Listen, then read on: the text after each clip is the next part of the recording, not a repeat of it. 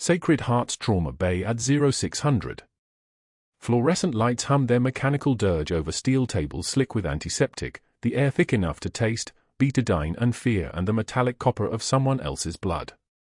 Elena Martinez moved through the controlled chaos with the precision of someone who had already survived worse, much worse, though her 15 years on the night shift told a different story to anyone who bothered to look. Which no one did. She preferred it that way. The monitor beeped its steady rhythm. A construction worker with a lacerated brachial artery lay on table 3, his face the color of old newspaper, and Elena's hands were already moving, 14-gauge angiocath needle, tourniquet above the elbow at the correct pressure, the kind of muscle memory that didn't come from nursing school alone. Her fingers moved with the terrifying fluid precision of someone who had sutured human tissue together in the dark while mortar rounds walked closer, one percussive step at a time. The tremor in her hands was deliberate. Calculated. A petite nurse who trembled slightly when she sutured looked less threatening than a petite nurse whose eyes tracked every entrance to the trauma bay simultaneously, who noticed the security guard's position relative to the exit, who filed away the location of every scalpel and four stand within arm's reach. Dr. Caldwell stood 17 feet away, arms crossed, watching her work from behind the nurse's station. He didn't know that she knew he was watching. He didn't know much at all. His gaze moved across her small frame, 5'4", maybe 115 on a heavy day, and saw exactly what she wanted him to see, a quiet woman in navy scrubs, dark circles testimony to too many night shifts, hair pulled back in a regulation bun, the kind of invisible person hospitals chewed up and discarded like spent gauze. What his eyes didn't catch was the scar tissue on her knuckles, white and dense as calcium deposits, the kind of scarring that didn't come from cooking accidents or clumsy childhood moments. What he didn't see was the way her eyes never stopped moving, tracking the room in overlapping quadrants, a combat pattern that looked like normal nursing awareness to anyone untrained. What he couldn't possibly understand was that the tremor wasn't weakness. The tremor was restraint. Pressure's dropping, the resident called out. 92/58. The numbers were sliding the wrong direction. Elena reached for the blood unit, uncrossed, O-negative, cold as deep ocean, and hung it on the rapid infuser with movements so economical they looked like ballet. 3 seconds. The 4-line hissed as the pressure cuff forced blood into the construction worker's failing vein. O-negative climbing. 84. 91. 103. Stable. The room exhaled. Good work, Caldwell said, and she heard the precision in his voice, the kind of praise that was actually an evaluation. He was the type of doctor who noticed competence and filed it away for later use.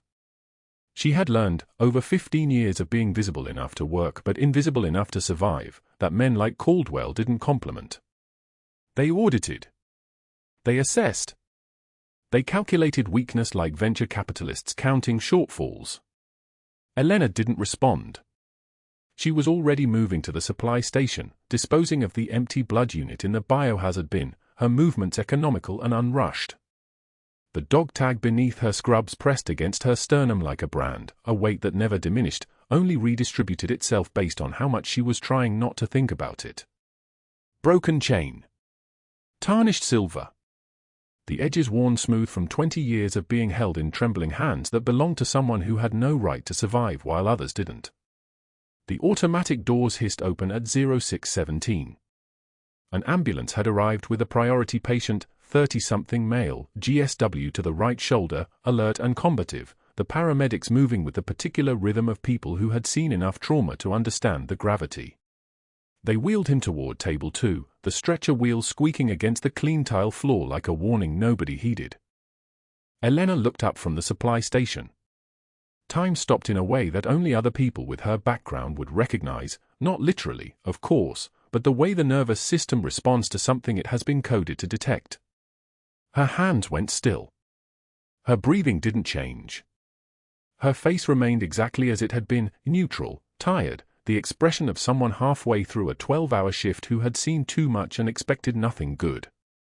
The patient on the stretcher was reaching for something around his neck, fingers fumbling at a dog tag on a chain. The chain was broken. It was her chain. No. Not her chain. But identical. Impossible. Elena turned away without moving, which meant she turned away internally while her body remained perfectly still at the supply station, her hands continuing their mechanical work, restocking, organizing, the performance of an invisible person doing invisible work. Her peripheral vision caught the patient's face. Eyes the color of storm clouds. The kind of jaw that suggested hard decisions made in harder places. The kind of presence that made the fluorescent light seem dimmer by comparison, as if he was pulling energy from the room simply by existing in it. The paramedic called out vitals. BP 87/49 and climbing with fluids. HR 122. O2 sat 96 on high flow. Shoulder entry wound, no exit, bullet likely lodged near the axillary artery. Conscious, alert, combative. We've got him sedated with 2 milligrams midazolam, but he's fighting it. Dr. Caldwell was already moving toward table 2, his competence reasserting itself now that a real crisis had arrived. Get him on the monitor. 2 large ball lines if you haven't already. I want a CT angiography of the shoulder and chest before we go anywhere near surgery. Type and cross. Let's move. Elena remained at the supply station. She was very good at remaining places. Remaining still. Remaining quiet. Remaining alive by not being memorable. But the patient turned his head, restrained by the stretcher straps, sedation pulling at his consciousness, and his storm-gray eyes scanned the trauma bay with the methodical precision of someone trained to assess threats and resources in the space of a heartbeat. His gaze moved past the resident. Moved past the nursing assistant. Moved across the room until it found her. Found Elena. Locked onto her with the weight of recognition so profound that the fluorescent lights actually seemed to flicker. His lips moved.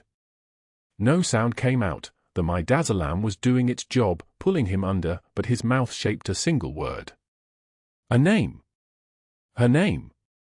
Not the name on her badge. Not Elena the trauma nurse. But the name she had buried so deep that hearing it silently spoken felt like drowning in air. The monitor beeped.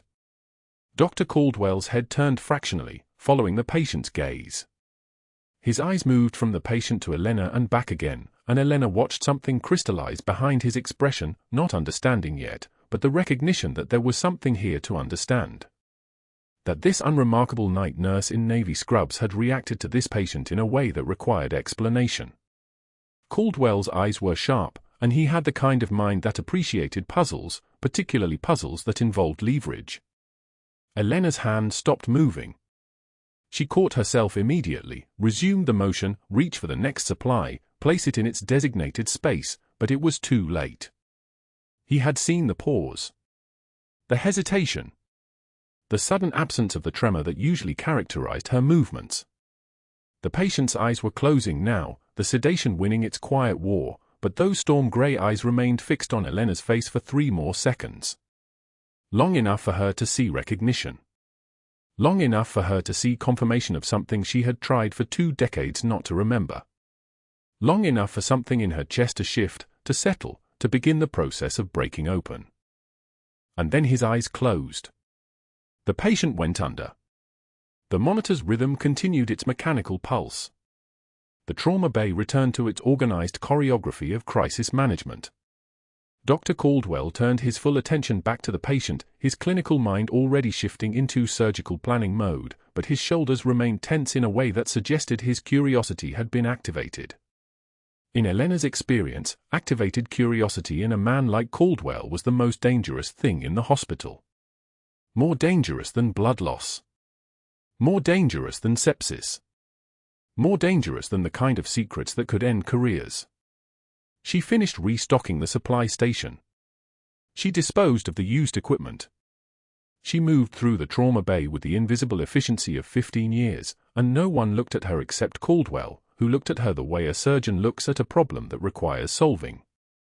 The dog tag beneath her scrub seemed heavier suddenly, as if it was pulling her down into something she had spent 2 decades trying to escape.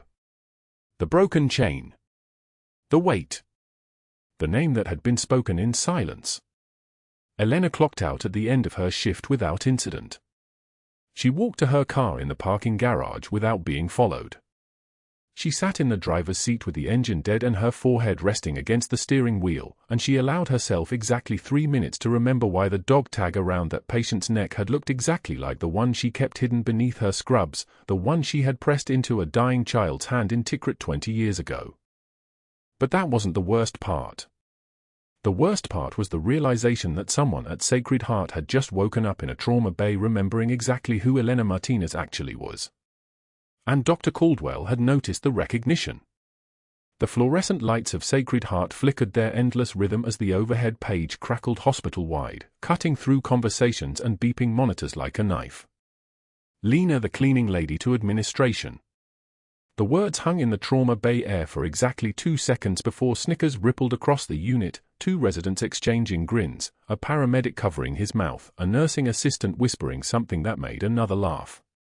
Elena Martinez heard all of it. She stood at the medication cart, her hand steady on a 500 milliliters bag of normal saline, and took one measured breath. Her shoulders didn't tighten. Her jaw didn't clench. She simply set the fluid down, turned, and walked toward the elevator with the same unhurried pace she'd maintained for 15 years at this hospital, as if the nickname carried no weight at all, as if the laughter was background noise like rain on a parking garage roof. The administration office was quiet. Carpeted. Everything about it felt designed to make trauma nurses feel out of place: cloth chairs instead of plastic, art on the walls instead of anatomical posters, the smell of expensive coffee instead of antiseptic. Dr. Caldwell stood by the window overlooking San Diego's morning traffic, his back deliberately turned to her. When he finally spoke, he didn't turn around. "The veteran patient you showed such unusual interest in yesterday, I need you to understand he's under my exclusive care now. You'll have no further contact." His voice carried the weight of finality, the kind of authority that came from knowing exactly how much institutional power he controlled. Elena said nothing. She'd learned long ago that silence was a more effective tool than argument. Caldwell turned then, and his eyes held something she recognized from her previous life: the calculation of a predator assessing whether prey would run. "We clear, Lena." She met his gaze without flinching. "Crystal clear, Doctor." That afternoon, the supply closet on the 4th floor became a different kind of trap. Elena had been restocking trauma shears when Caldwell blocked the doorway, his body filling the frame. The space between them was suddenly smaller, the air pressure changing in a way that made her muscles remember things her conscious mind had spent 2 decades trying to forget. His voice dropped to a surgical whisper, the kind used for threats that couldn't be overheard. "You're being transferred to night shift in geriatrics, effective immediately." He paused, letting that sink in. "And if you mention our new patient's unusual medication requests to anyone, I'll have your license pulled so fast you'll be emptying bedpans in Tijuana."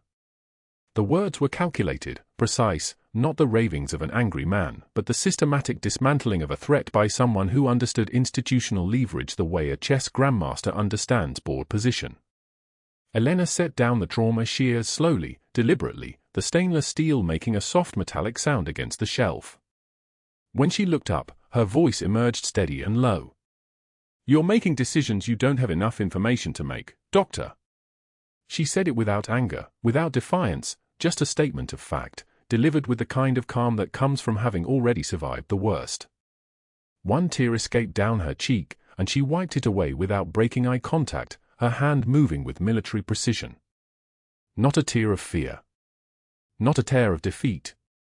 The kind of tear that comes from the exhaustion of maintaining perfect composure while watching someone make a catastrophic mistake about who they were standing next to.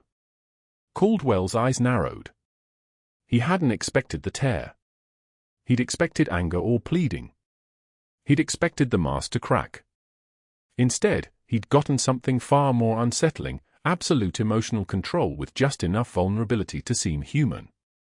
He stepped aside, and she walked past him toward the geriatrics unit, her spine perfectly straight.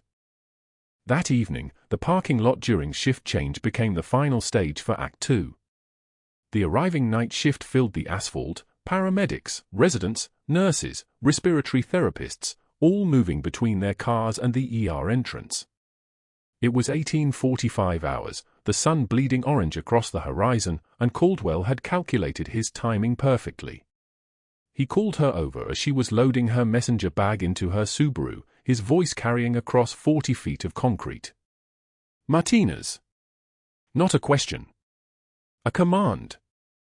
She turned and walked toward his Mercedes, a $67,000 sculpture of privilege and control, where he stood holding new scrubs. The light blue of the psychiatric wing. Not the red trauma bay red she'd worn for a decade and a half. He held them up like evidence at a trial.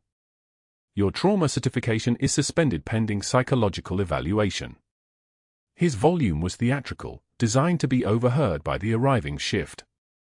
"Frankly, Martinez, your file shows concerning instability. Maybe floor work is more your speed." He handed her the folded scrubs, making her stand there in front of watching eyes, holding them like a child with detention papers. The message was clear and aimed at everyone watching. This woman was no longer one of them. She was unstable. She was being demoted. She was being publicly stripped of her role on the unit where she'd spent 15 years saving lives in 30 seconds at a time. The crowd stayed quiet. Nobody moved to her defense. That was the point. Elena took one measured breath, the cool evening air filling her lungs with the salt-copper smell of San Diego harbor drift. She looked Caldwell directly in the eye, held his gaze for exactly 4 seconds, and said with devastating calm, "Understood, Doctor." Her voice didn't carry across the parking lot. It was pitched for him alone. But something in the way she said it made 3 nurses pause mid-step. Something in her eyes shifted, subtle as a rifle chamber closing, and for just a moment, Caldwell saw something that made the back of his neck go cold. Then it was gone, and she was just Lena again, the unstable nurse being transferred to geriatrics, walking back to her car with new scrubs folded in her hands. The arriving shift dispersed in uncomfortable silence, the kind that comes when people witness something they can't quite name but can absolutely feel. Elena worked geriatrics for 3 nights, and Caldwell moved fast. Maria, the resident who'd been present when the veteran arrived, transferred to pediatrics. James, who'd helped stabilize the patient, shifted to outpatient surgery rotation. Sarah, the phlebotomist who'd drawn baseline labs, suddenly moved to night draws in the basement lab. One by one, he scattered the witnesses across different shifts, different departments, different time zones of visibility. But Elena had access to the charts. On the second night, she intercepted the veteran's medication orders during a routine geriatrics delivery, and what she saw made her hands go cold. Fentanyl derivatives at dosages that made no clinical sense. Pharmaceutical codes she recognized from classified briefings, black market military-grade substances designed for specific physiological effects. Batches marked with serial numbers that matched DEA watch lists from 2015. Her mind reconstructed the mathematics. Caldwell wasn't treating the veteran. He was experimenting on him.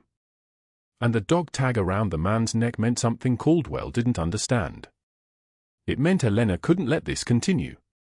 She photographed 2 pages with her phone, the camera making a soft click sound that seemed impossibly loud in the silent hallway. She was 3 pages into the chart when a pharmacy tech rounded the corner, and Elena closed the folder with steady hands, her face betraying nothing, though her pulse had elevated to 112 beats per minute. That night, Caldwell appeared in geriatrics at 0200 hours, unprecedented for a surgeon of his status. The veteran was transferred to a private facility. You won't need to worry about his care anymore. But Elena had watched the ambulance bay from the break room window, no patient transfer, no discharge paperwork, no ambulance arrived or departed. The veteran was still in the building, hidden somewhere Caldwell could control access, somewhere he could continue whatever he was doing without documentation. Her phone buzzed at 02 for 7 hours. Unknown number. A photo, Miguel, her 16-year-old son, leaving Lincoln High School, backpack slung over one shoulder, completely unaware he was being photographed. No message. Just the image. The kind of message that needed no words. She deleted it with steady hands, her face betraying nothing, but her heart rate spiked to 158 beats per minute. That was when she understood Caldwell had moved from threat to leverage. That was when the equation changed. The next evening, code blue alarm screamed from the trauma bay at 19:23 hours. Elena was in geriatrics, 11 floors down, but the sound traveled through Sacred Heart's ventilation system like a physical force, 3 short bursts followed by sustained blaring. She knew before the overhead page confirmed it. Medical emergency, trauma bay 2. 30 seconds later, the charge nurse announced it with the kind of dread that comes from very bad news, level 1 activation. Suspected overdose. Elena's hands continued changing Mrs. Chen's dressing, but her mind had already reassembled the scene upstairs. The veteran. Massive overdose. Medications that made no clinical sense cascading through his system. And when the preliminary report came through her unit system at 2,147 hours, it read exactly as she'd known it would: accidental medication error during night shift transfer. But that wasn't the worst part. The worst part was that Elena understood exactly what Caldwell had done and why. The veteran had testified against a gang member who was now imprisoned.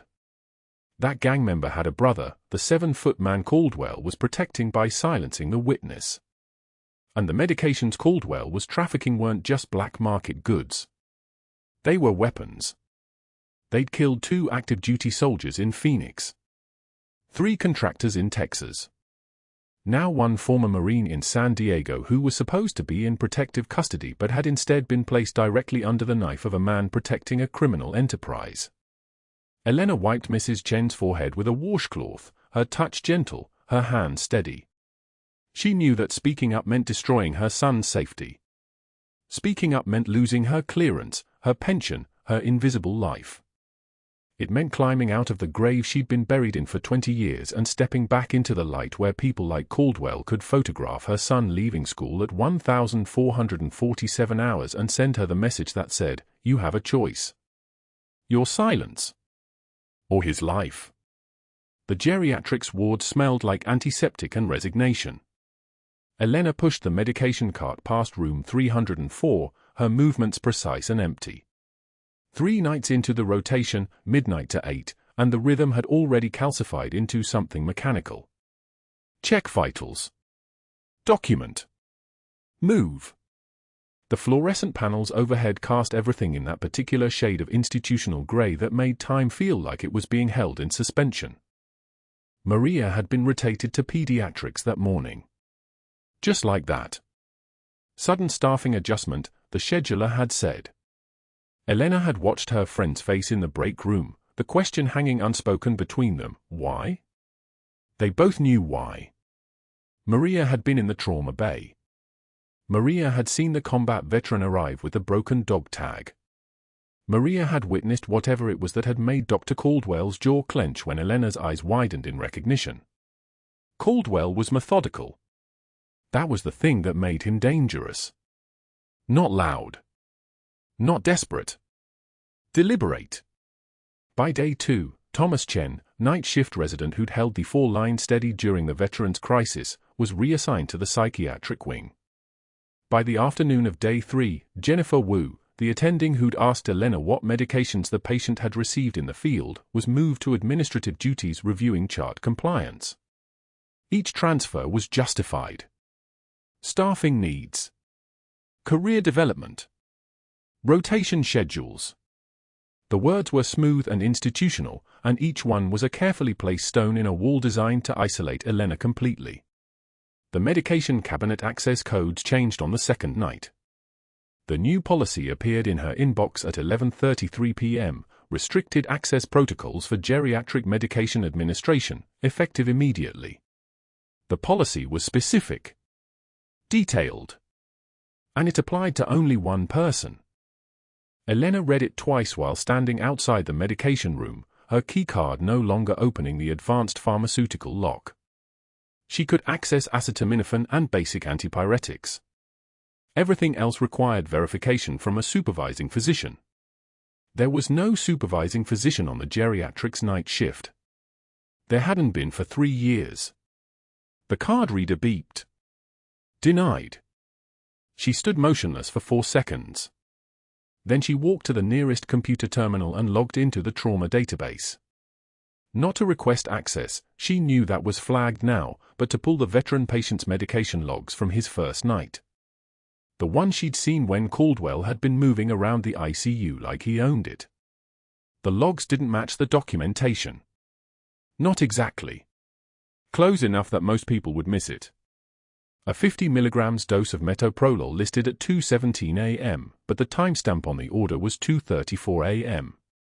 A 10 mg morphine push at 3:45 with no corresponding heart rate change in the next 5-minute interval. A paralytic agent, rocuronium, 1.2 mg per kilogram, charted as administered, but the ventilator settings hadn't adjusted upward to compensate for the loss of spontaneous effort. That medication required careful monitoring. That medication could mask the effects of a code if someone wasn't watching closely. That medication could look like patient decline when it was actually deliberate suppression. Pain is data, her old commanders used to say. Elena read the medication logs like they were a message written in code. The veteran's prognosis had deteriorated rapidly. Sepsis suspected. Pneumonia. Organ dysfunction. The charts were a careful portrait of medical failure, each note signed by a resident, each note written with the passive language of helplessness. Patient condition worsening despite interventions. Prognosis remains guarded. Family discussions regarding DNR status initiated. Except the veteran had no family.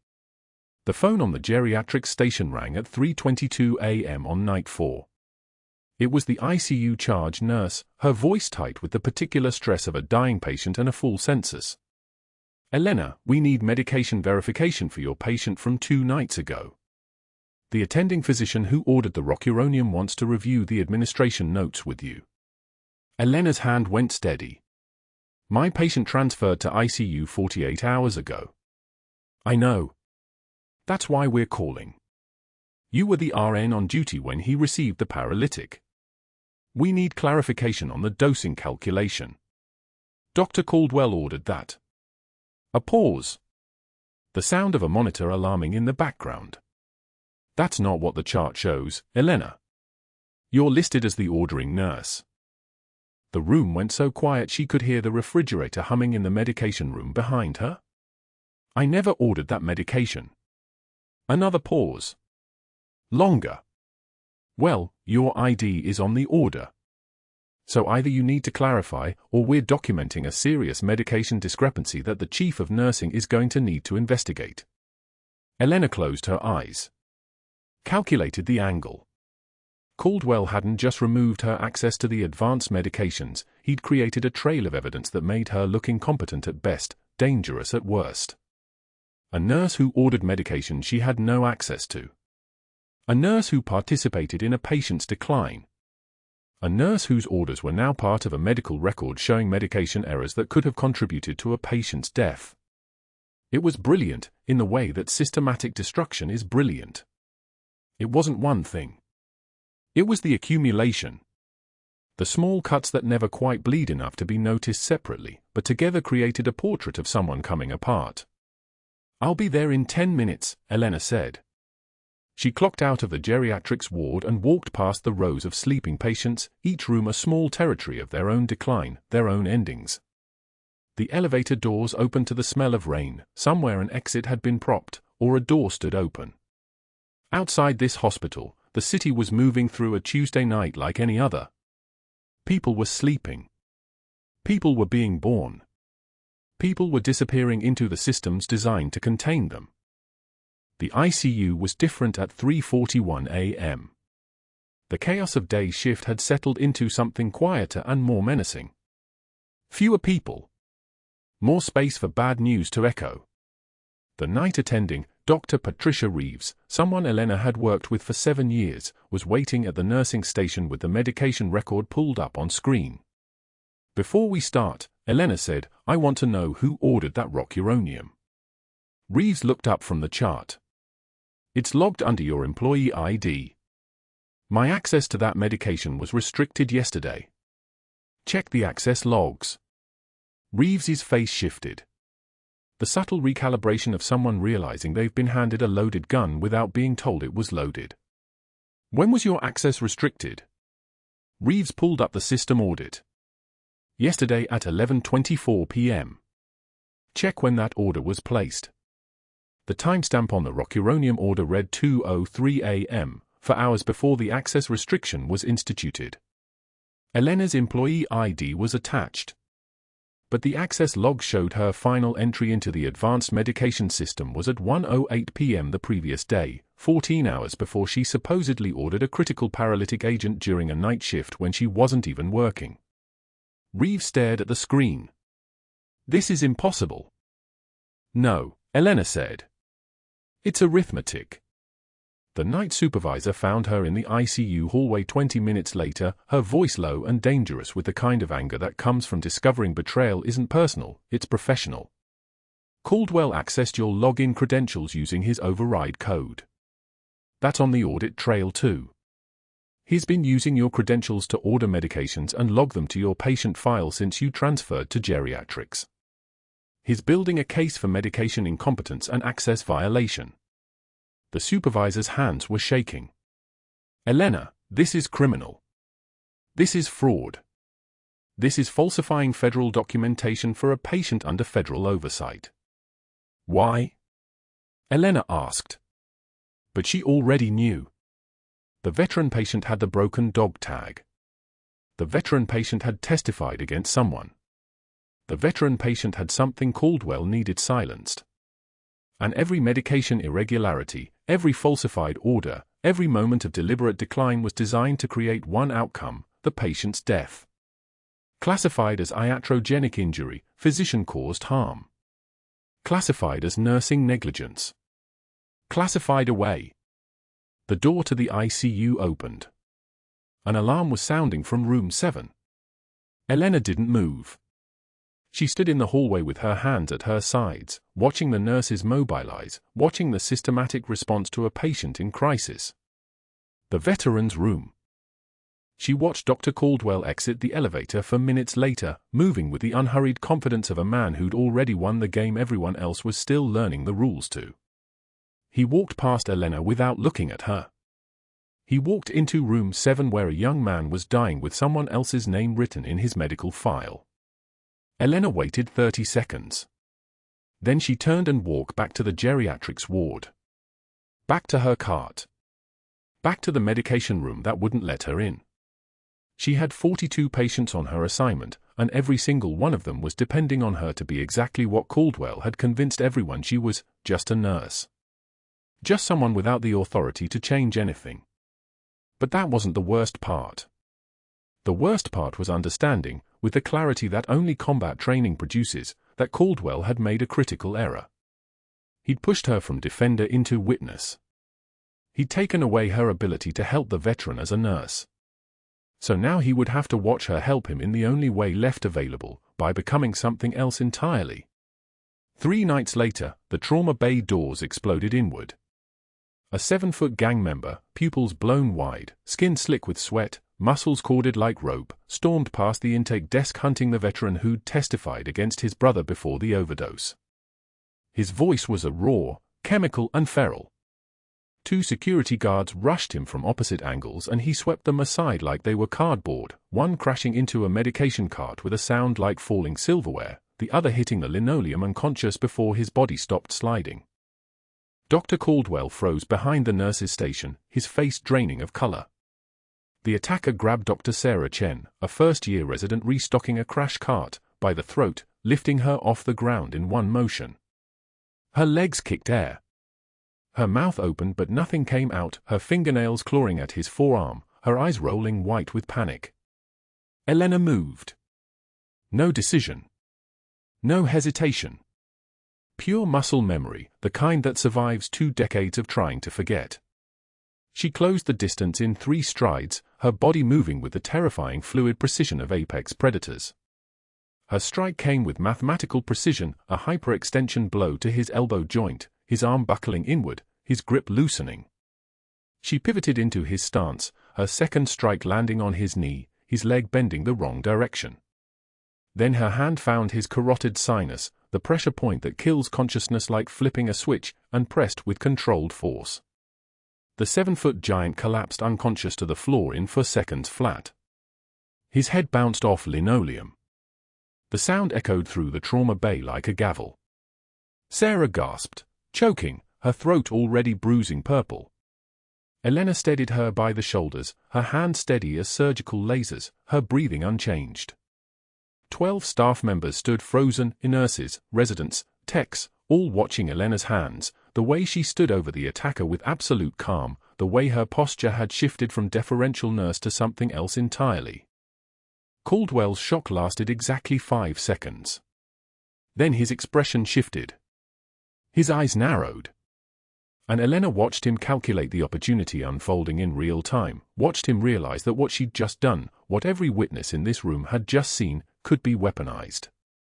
Within an hour, he'd filed an incident report documenting extreme and unjustified violence and concerning combat training inconsistent with nursing credentials. Within 90 minutes, he'd personally called 3 hospital board members describing her actions as evidence of possible psychological instability and danger to patients. By morning, he'd systematically reassigned every single nurse who'd witnessed her save Sarah's life, different floors, different shifts, scattered across the hospital like seeds of silence, all of them silenced. Her termination letter arrived at 0800. Elena held the paper in both hands, reading the corporate language, effective immediately. Security risk. Keycard deactivated. Pending investigation. Do not return to premises. 2 security guards walked her through the main lobby during morning rounds. 40 staff members watched, residents, nurses, housekeeping, all of them frozen in place. Caldwell was visible in his office window on the 3rd floor landing, his silhouette framed against glass, his thin smile visible from 3 stories below. In the parking garage, she sat in her car with the engine dead. The concrete ceiling pressed down like a tomb. Fluorescent lights cast everything in institutional green. Rain hammered the parking structure's open sides with the rhythm of artillery fire, and she didn't move. Her forehead pressed against the steering wheel. Her hands hung at her sides. The dog tag rested cold against her sternum, beneath her scrubs, beneath 3 layers of deliberate silence. 20 years of forced silence. 20 years of choosing not to exist as anything but Elena the trauma nurse, Elena the quiet one, Elena the woman nobody noticed. 20 years of walking past the photographs on hospital walls, the decorated officers, the Medal of Honor recipients, the heroes in formal dress uniforms, knowing that her own achievements were so classified that even mentioning them would violate federal law. The Tikrit extraction operation. The 43 hostages. The 17 children. Omar Hassan, the boy she'd given her dog tag to, bleeding out in a bombed-out schoolhouse, his small fingers gripping that tag like it was life itself, like it meant someone would remember him, someone would come back for him. And she had come back. She'd walked these hospital corridors for 15 years waiting for something she couldn't articulate, waiting for a sign that the life she'd buried was still real, still part of her bones. And then he'd appeared, that dog tag around his neck, that broken chain, that impossible moment of recognition, and everything she'd spent 2 decades trying to forget had come screaming back. She should have left San Diego then. She should have walked away from Sacred Heart the moment she saw that tag. Should have gone dark again, changed her name, become someone else in some other city. But instead she'd stayed, and stayed, watching Caldwell spiral deeper into his pharmaceutical trafficking, watching him use her presence as justification for increasingly desperate measures. And now she was alone in a parking garage, fired, erased, her keycard deactivated, and the only person on earth who could prove who she really was just a 16-year-old boy sleeping in her apartment. Her phone vibrated against the dashboard. A text from Miguel, "Mom, where are you? Please call me." She didn't move. She couldn't move. The rain hammered outside, and she sat in the darkness of her old Honda, clutching a dog tag that no longer meant anything to anyone but her. But that wasn't the worst part. The worst part was that Caldwell still had the veteran under his direct care. The worst part was that nobody in that hospital had any idea what Dr. Caldwell was capable of, what he'd already done to cover his tracks, what he would do next now that he'd successfully eliminated the only person who could connect him to his operation. The worst part was that Miguel was alone at home with a locked box full of evidence that could destroy the man who'd threatened him, and Caldwell knew exactly where he lived. Elena's hands gripped the steering wheel so hard her knuckles went white. She lifted her forehead from the wheel. Her jaw clenched. And for the first time in 20 years, something inside her that had been locked away, compartmentalized, buried under layers of discipline and false civilian identity, began to crack. Her phone rang. Not a text. A voice call. A number she didn't recognize. She picked it up. Major Martinez. A man's voice, military bearing audible in the way he formed the words. This is Commander James Walcott, retired, Naval Special Warfare. I need you to listen carefully. Your son called a number in your old personnel file. We received his message. And Major, we're on our way. The conference room at Sacred Heart occupied the hospital's top floor, all floor-to-ceiling windows and mahogany tables that cost more than most nurses earned in a year. Dr. Caldwell stood at the head of the board table on a Tuesday morning, his presentation sharp, his evidence impeccable, falsified incident reports documenting Elena's escalating psychological instability, witness statements from nurses he'd paid to corroborate his narrative, medical records altered with surgical precision showing her removing herself from critical cases, her erratic judgment calls, her concerning pattern of violent behavior. He clicked through slides with the confidence of a man who'd never lost a board argument. The hospital's legal counsel nodded along. The CFO made notes. Caldwell's voice carried the weight of someone protecting the institution. Major concerns about liability, he said. We cannot afford to ignore this pattern. Immediate termination was the only responsible action. The board members shifted in their leather chairs, uncomfortable but convinced. One of them checked his watch. Another reached for the coffee that had gone cold 20 minutes ago. They'd seen the incident report. They'd read the witness statements. The case appeared airtight. Caldwell had orchestrated every detail with the precision of a man who'd spent 8 years perfecting institutional manipulation, allies in the right positions, compliant witnesses ready with corroborating stories, documentation so thorough it would survive any basic inquiry. He was about to close this particular file when the conference room doors burst open. Miguel Martinez was 17 years old, 5'10", carrying a locked mahogany box his mother had kept in the attic for 20 years. His jaw was set the way Elena's was when she made a decision that couldn't be undone. He'd called his mother's old network, a retired Navy commander who'd answered on the second ring. He'd told them what his mother had never told anyone, that his mom had stopped talking about her work when she was hired at Sacred Heart, that she'd carried a dog tag on a broken chain, that she'd taught him to move the way soldiers move, to think the way soldiers think. The retired commander had made one phone call to an admiral. The admiral had made 2 calls. By Tuesday morning, the Pentagon knew everything Caldwell had done. Miguel set the box on the conference table without asking permission. The sound it made, solid wood on mahogany, a sound like finality, cut through Caldwell's mid-sentence explanation of liability protocols. Everyone stopped. The hospital administrator's face went pale. "What is this?" she asked, though somewhere in her chest she already knew. Miguel opened the box without speaking, and the room went dead silent. Medals lay inside on velvet backing, each one catching the morning light like a prism. Not training certificates. Not commendations. Not the decorations that regular nurses received. Distinguished Service Cross. Silver Star. Another Silver Star. 2 bronze stars with the Vela device, the kind you only received for extraordinary heroism under fire. A visiting nurse from the 3rd floor gasped audibly, her hand covering her mouth. "Major Martinez," she whispered. The hospital administrator reached into the box with trembling hands, lifting a citation from the Pentagon's official archives, still sealed with red tape and an authorization signature that read for official military records only.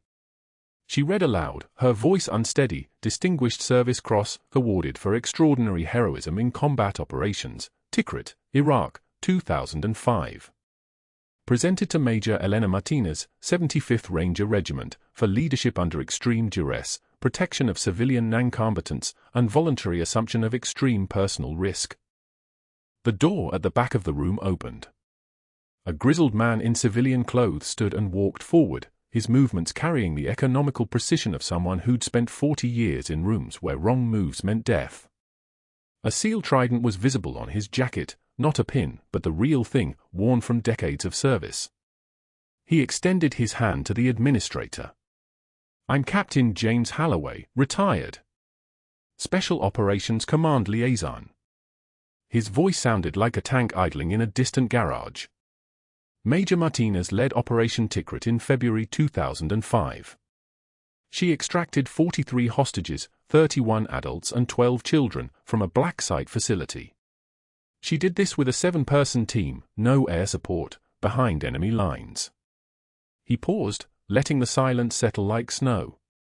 17 of those children were under 14 years old. She carried 3 of them out personally. One had a fractured femur. She performed field surgery with a combat knife to stop internal bleeding before they reached the extraction point. All 3 children are alive today because of her actions. The FBI field agent beside him stood next, his suit exactly the shade of bureaucratic gray that suggested 100 boring interviews and 1 catastrophic case. "Dr. Caldwell," he said, not a question. Caldwell's face had gone the color of old tile. "We've been investigating your pharmaceutical trafficking operation for 6 months. 42 counts of distribution of controlled substances, 18 counts of falsification of medical records, 1 count of conspiracy to distribute military-grade pharmaceuticals to foreign buyers." The agent's voice carried the weight of someone reading a sentence that would destroy a life. "We have bank records. We have communications. We have testimony from your suppliers. And we have evidence that the drugs you distributed were responsible for the deaths of 2 active duty service members, Petty Officer Marcus Chen and Corporal David Ramirez, both of whom died from complications related to adulterated medication sourced through your network." A phone on the administrator's desk began to ring. She stared at it for 3 seconds before answering, putting it on speaker. The voice that filled the room was calm, authoritative, and carried the weight of 4 stars. "A 4-star general. This is General Morrison, Joint Special Operations Command. I want to be clear about what occurred at your hospital yesterday afternoon. Major Martinez subdued a violent threat in your trauma bay. She saved the life of your resident physician using close-quarters combat techniques taught to her by the United States military. The same military that spent 5 years training her, deploying her, and trusting her with the lives of her subordinates and civilians under her protection. Your Dr. Caldwell attempted to eliminate that woman's career because her presence threatened his criminal operation." The general paused. The fluorescent lights hummed overhead. The woman he fired saved hundreds of lives in theater. She saved 1 more in your trauma bay. Dr. Caldwell sold drugs that killed 2 of my service members. I suggest you make a choice about which side of this conversation you want to occupy. The news cameras were already rolling outside. Miguel had called them before he'd walked into that room, national. Local. Every outlet that had covered Elena's firing would now cover her vindication. Federal agents entered Sacred Heart's administrative wing simultaneously, their badges reflecting the morning light streaming through those expensive windows.